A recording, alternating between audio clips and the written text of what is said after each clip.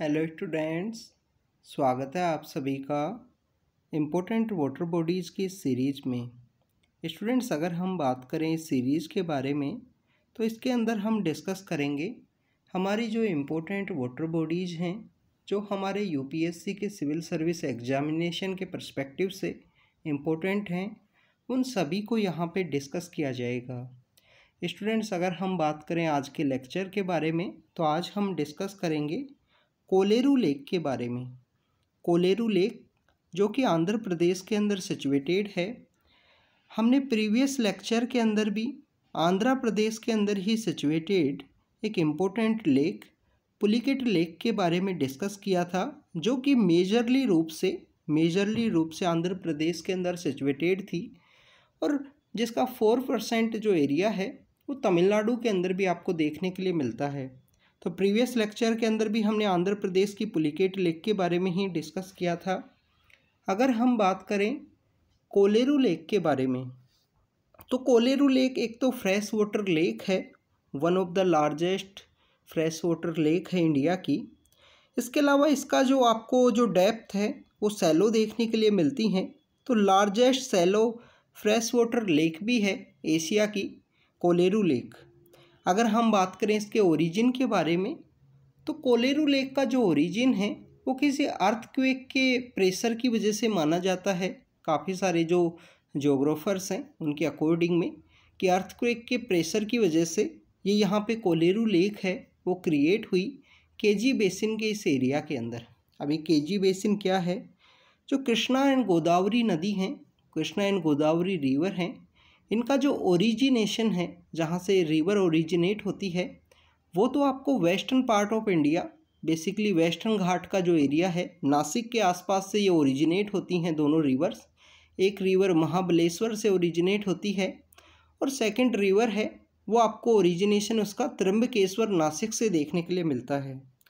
तो हमारे western part से ओरिजिनेट होने वाली ये जो रिवर्स हैं, ये रिवर्स माइग्रेट करते हुए अपनी जर्नी को यहाँ पे कंप्लीट करते हुए ईस्टर्न पार्ट के लिए जाती हैं और वहाँ पे डेल्टा बनाती हैं।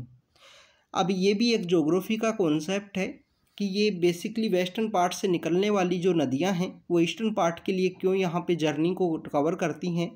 बेसिकली हमारा जो पेनिनसुलर प्लेट्यू है उसका टिल्ट होना एक रीजन है। इसके बिहाइंड में जो मैक्सिमम रिवर्स हैं उनका आपको जो कोर्स है, जो जर्नी है, वो आपको वेस्टर्न पार्ट से ईस्टर्न पार्ट के अंदर देखने के लिए मिलती है।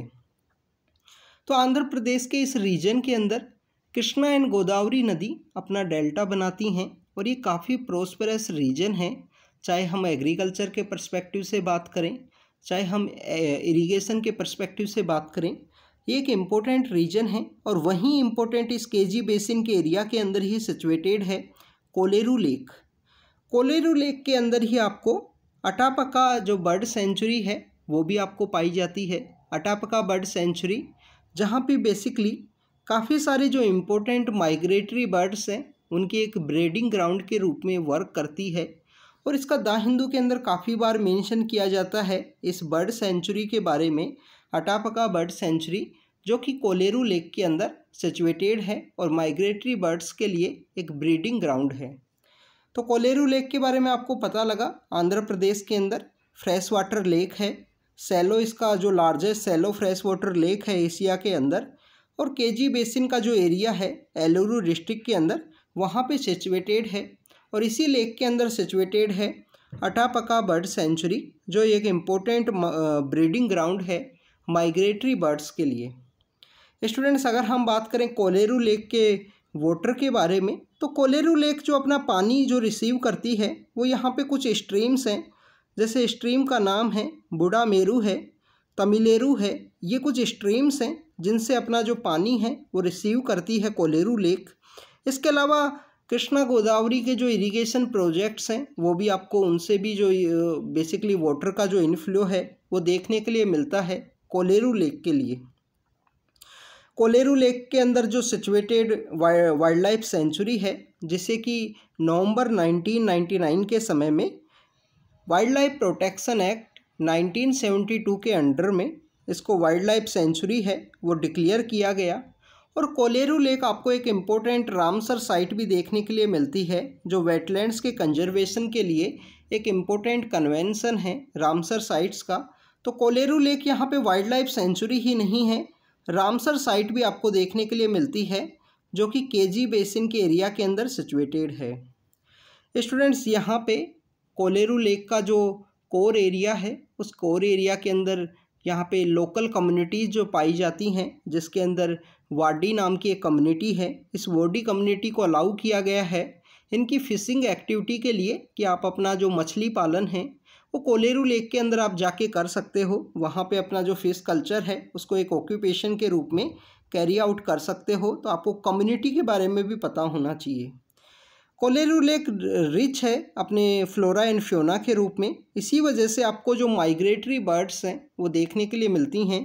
और ये माइग्रेटरी बर्ड्स यहाँ पे जो नॉर्थ ईस्टर्न एशिया है, जो ईस्टर्न यूरोप है, वहाँ से आती हैं। और विंटर के समय में आपको मैक्सिमम जो माइग्रेटरी बर्ड्स हैं वो देखने के लिए मिलती हैं इंडिया के हर एक इम्पोर्टेंट जो वाटर बॉडीज़ हैं, जो लेक्स का एरिया है वहाँ पे।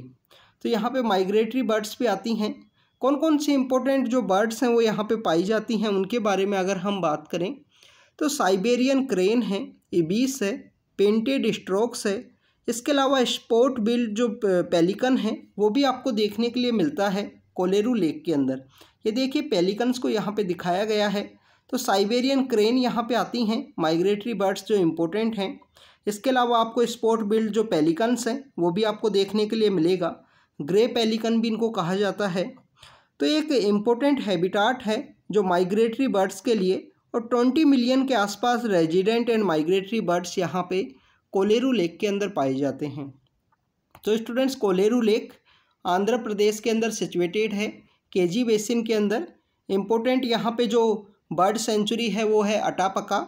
अटापका के अलावा आपको यहाँ पे पता होना चाहिए कि जो केजी बेसिन के एरिया के बारे में और इनके ओरिजिनेशन के बारे में, ये रिवर कहाँ से ओरिजिनेट होती हैं इसके बारे में आप कमेंट सेक्शन के अंदर बताना कि कृष्णा नदी कहाँ से ओरिजिनेट होती है, कौन सी एग्जैक्ट लोकेशन है, और गोदावरी कहाँ से ओरिजिनेट होती है। ये आपके लिए एक होमवर्क है। तो ये कोलेरू लेक के बारे में हमने डिस्कस किया। नेक्स्ट लेक्चर के अंदर हम और भी कोई इम्पोर्टेंट लेक हैं उन सभी के बारे में डिस्कस करेंगे। जब तक कि आप अपनी स्टडी को करते रहिए कंटिन्यू अच्छे से। Thank you students, thank you very much.